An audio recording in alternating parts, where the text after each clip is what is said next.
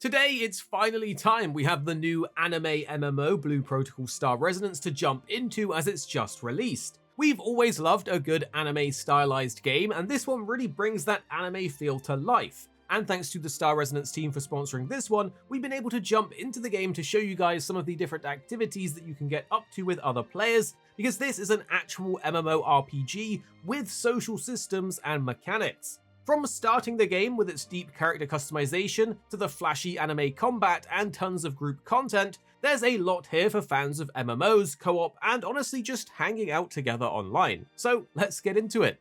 Blue Protocol Star Resonance has officially launched now on October 9th for PC as well as iOS and Android. Plus it has full cross-platform progression, which is really nice. We've put a link down below if you want to dive in and check it out so you don't have to go searching online. First up, you're going to want to prepare some time for the character customization, because they've done such a great job here. Be warned though, this could take you a few hours as there's so many options to make your character perfect.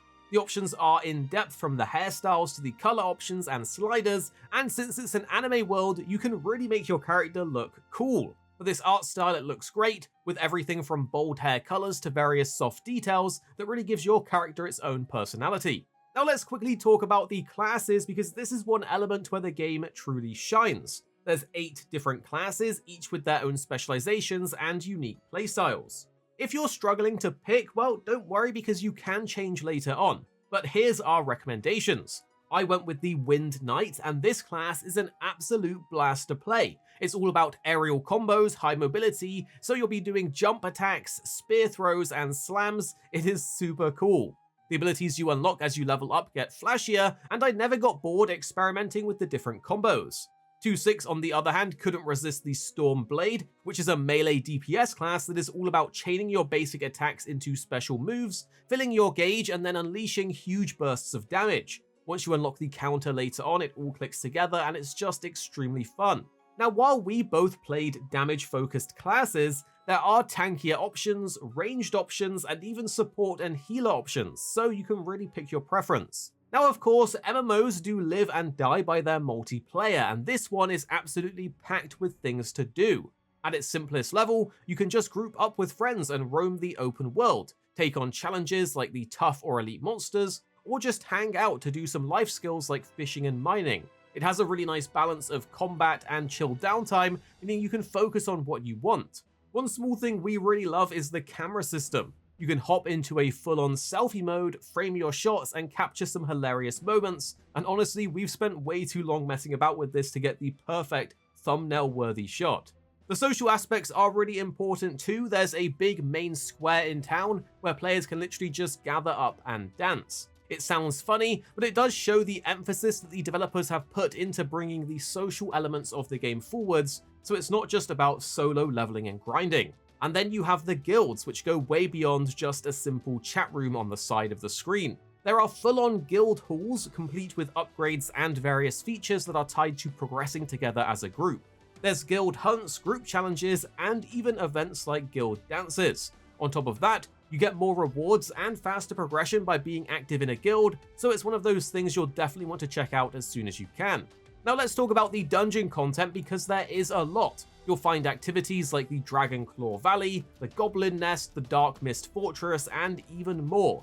These are proper dungeons with enemy packs to pull and take out as a team, ending in a big boss battle. They aren't just health sponges either, because they have their own mechanics, phases, and some even require teamwork that actually keep you on your toes, especially in higher difficulties. Speaking of the difficulties, the dungeons come in multiple tiers, from standard runs that you can do duo with AI partners, up to the extreme master difficulty with limited revives and score-based rewards. You can get higher tier drops in the harder difficulties, including legendary pieces, so you really want to progress through them. There's even special seasonal bosses with unique loot as well. It feels like a very rewarding activity, and if you're the type of person who likes to push yourself, then the endgame dungeon ladder is where you will spend a good chunk of your time and have a lot of fun. Beyond instance dungeons, you've also got open world monster hunts. These include elite and even world boss style encounters where everyone nearby in the world can join in. Defeating them will net you with various materials, a loot chest, and even rare battle imagines that you can use in combat. I really love the sense of running into something big out in the world, and then suddenly you see a load of players gather up to help you take it down. It's one of those things about MMOs that I just love. A big surprise addition for me was the player housing as well. You can actually build and decorate your own home, invite friends over, and even set up farms. It's more than just a cosmetic thing because you can grow resources, and you can go crazy with the decorations. You can place furniture pretty much however you like, and it's another part of the game that really leans into the social MMO vibe.